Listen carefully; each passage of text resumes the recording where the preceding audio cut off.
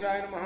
శ్రీ సరస్వతి నమః. శ్రీ గురుభ్యో నమః. భక్తులారా, రామాయణంలో విశేషాలు చెప్పుకున్నాం. ఇందులో భాగంగా నిన్నటి వరకు మనం బాలకాండని 71 భాగాలుగా చెప్పుకున్నాం.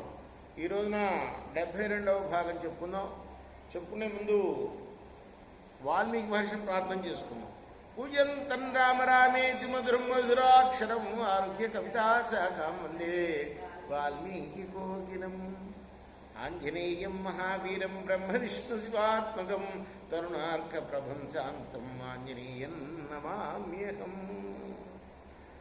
సదా నింబవృక్షస్య మూలాధివాసా సుధాశ్రావిణం తిక్తమప్యప్రియంతం తరుం కల్పవృక్షాదికం సాధయంతం నమామీశ్వరం సద్గురుం సాయినాథం. సమర్థగురు సాయినాథ్ మహారాజ్ की जय.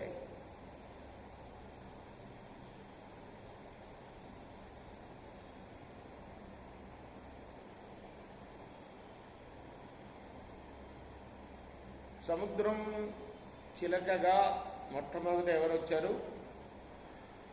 దండ కమండలాలను ధరించి ధన్వంతరి వచ్చాడు. ఆయన వెంట అప్సరసులు వచ్చారు.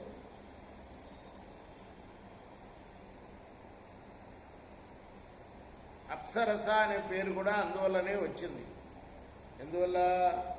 వాళ్ళు క్షీరాన్ని చిలకటం వల్ల ఏర్పడిన రసం నుండి వచ్చారు కాబట్టి అప్సరసలు అయ్యారు.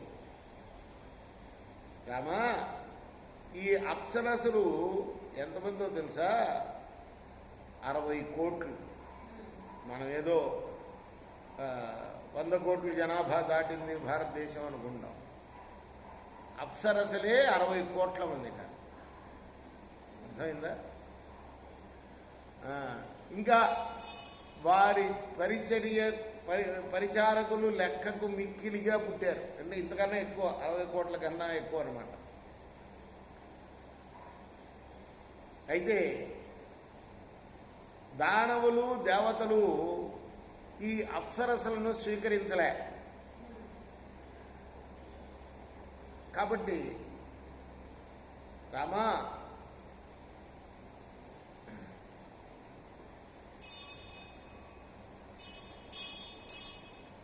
అంటే వీళ్ళు పుట్టారు సముద్రం నుండి. ఈ అప్సరసలు 60 కోట్ల మంది. ఒక్కొక్క అప్సరసకి చెలికెత్తులు అనేక మంది పుట్టారు, అనేక కోట్లు. వీళ్ళెవరిని, దేవతలు రాక్షసులు కదా మధించడం సముద్రాన్ని, వీళ్ళెవరూ స్వీకరించలేదు.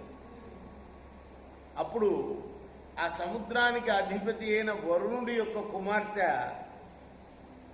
వారుని తనను వివాహం చేసుకోవాలని వెతికే వాళ్ళ కోసం సముద్రం నుండి బయటకు వచ్చింది.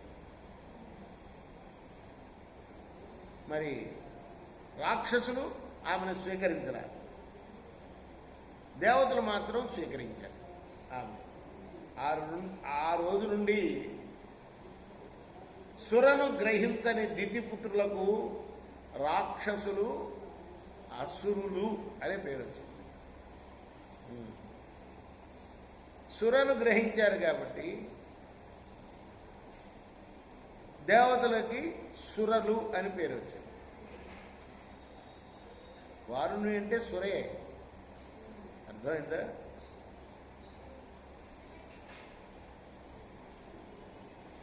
రేపు మనం తర్వాత కథని రేపటి భాగంలో కొనసాగిద్దాం.